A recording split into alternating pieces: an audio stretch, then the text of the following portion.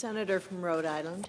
Madam President, thank you. I come to the floor today to plead on behalf of Liberians who face the immediate threat of deportation from the only home many of them have known. I've come to the floor many times over the last 2 decades to highlight the plight of Liberians who, after fleeing civil wars, political turmoil, economic instability, and deadly disease, were given the ability to stay in the United States and work, pay taxes, and contribute to our country and local communities by successive Republican and Democratic administrations. That is until last year, when this president terminated Deferred Enforced Departure, DED, the most recent status offered to Liberians. I urge the president to reconsider his decision and reinstate DED by March 31st to save Liberians from being forced to leave their jobs, their families, and their homes. Moreover, the Liberian community deserves a long-term solution. That is why I also urge my colleagues to take up S-456, the Liberian Refugee Immigration Fairness Act, to end the perpetual limbo for Liberians here in the United States and ensure our national security interest in fostering Liberia's recovery.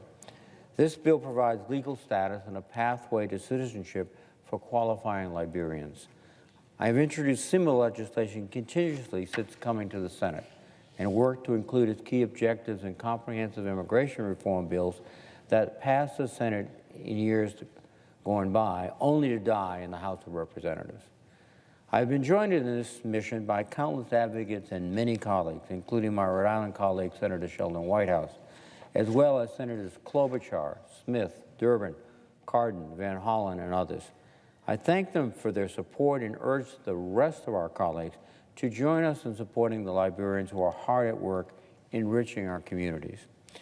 Today, I met with several Liberians from Rhode Island, and I hope my colleagues similarly will meet with Liberians from their states so they can hear firsthand about what would be lost if these members of our community are deported.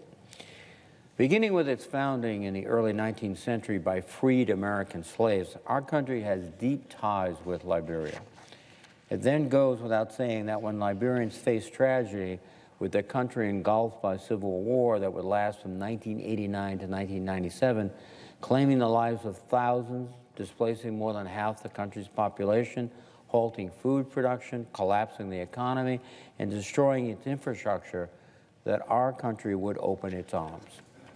By 1991, an estimated 14,000 Liberians fled to the United States, and in March of that year, the Attorney General under President Bush granted them the opportunity to register for Temporary Protective Status, TPS. Before the prospects for a safe return could be realized, Liberia plunged into a second civil war from 1999 to 2000.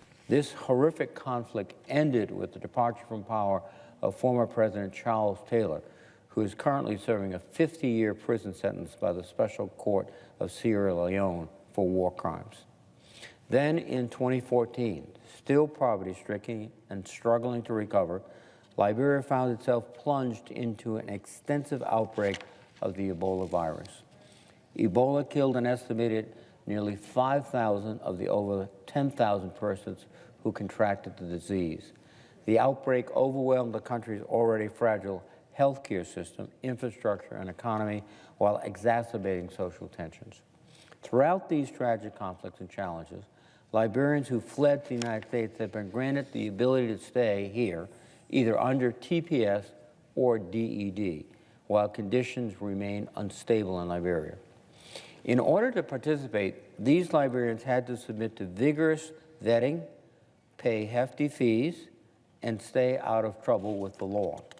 While unable to access earned benefits available to American citizens, these statuses have at least allowed Liberians to apply for work authorizations so they can join the workforce or start their own businesses, pay taxes, and raise families.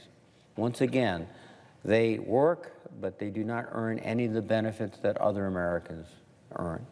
And they have found themselves, and their communities have found them to be some of the most responsible, hardworking, and decent people that we see throughout our communities. Many of these individuals have American citizen children who attend American schools and serve in our military. These children have known no other home than America. They are Americans. But it would be a tragedy if their parents or grandparents were suddenly taken away, physically taken away, and sent back to Liberia. Because for all of them, America has since really the early 1990s been their home. In the years since 1989, Liberians have become our neighbors and friends, pastors, soldiers, police officers, health workers, and many, many more professions. They are an important community in every community that contributes a great deal to the diversity and prosperity of states like Rhode Island, like Minnesota, like Idaho, and other places around the country. It would do our country no good and would be simply cruel to uproot these Liberians from their families, employers, and communities.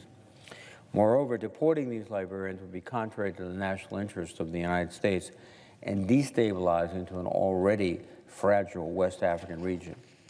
We must pursue all possible efforts to ensure regional stability by fostering Liberia's continued post-war and post-Ebola crisis recovery. We must also continue to build on our country's substantial foreign policy investment over the past years, including U.S. bilateral assistance and peacekeeping investments in the region. Given Liberia's precarious conditions and lack of resources, the sudden deportation of as many as 4,500 affected people to Liberia would overburden the country's limited infrastructure and ability to maintain peace and deliver essential services, all the while sabotaging the hopes for progress following the country's first democratic transition of power in years that occurred last year. Deporting this population would also cause Liberia economic harm by curtailing crucial private sector investment and socioeconomic assistance that Liberians in America have long provided in the form of remittances to their relatives in Liberia. So I again plead with the Trump administration to reinstate DED. Please don't separate and uproot hundreds of Liberian American families from their jobs and homes, force them to return to a country that is, for many of them, unrecognizable. These Liberians are Americans in every sense of the word, except for a piece of paper. While discussions continue about the best path forward for Dreamers and TPS recipients, Liberians cannot wait another month or another year. They have just over 2 weeks before their time may be up. In my view, with each year that has passed since the first of these Liberians arrived, the case has grown stronger that they should have the option to adjust their status and remain in the communities where they have made their homes and raised their families. We have long since reached the point where simple justice requires that Congress extend the option to these Liberians. So in addition to urging President Trump to reinstate DED, I also urge my colleagues to take up and pass the Liberian Refugee Immigration Fairness Act and put an end to uncertainty for this population after decades of displacement. With that, Madam President, I would yield the floor.